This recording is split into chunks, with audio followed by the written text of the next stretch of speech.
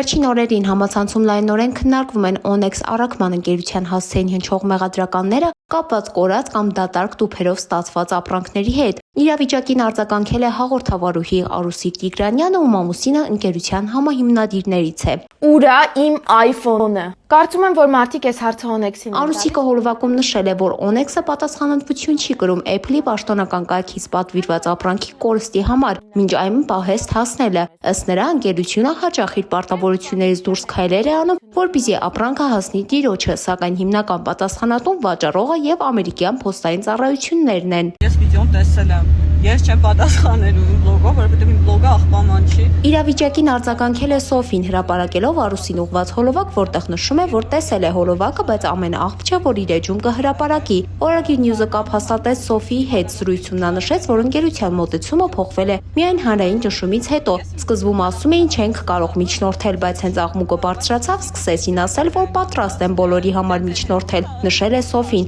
Բլոգերը նաև մեծ զրույցում բարձրաձայնել է մի կարևոր խնդիր՝ պահես մտնող ապրանքները չեն ստուգվում, եւ հաճախորդը փաստի առաջ է կանգնում արդեն Հայաստանում ստանալով դատարկ տուփ։ Մինչ օգտատերերի մի մասը պաշտպանում է Արուսին, մյուսները գտնում են, որ առաքող ընկերությունը պետք է կրի լիարժեք պատասխանատվություն ապրանքի ամբողջականության համար։ Դե ինչ, մնացեք մեզ հետ, որպեսզի տեղյակ լինեք հետագա իրադարձություններին։ Թամարա Քանանթարյան, Օրագիր Նյուզ։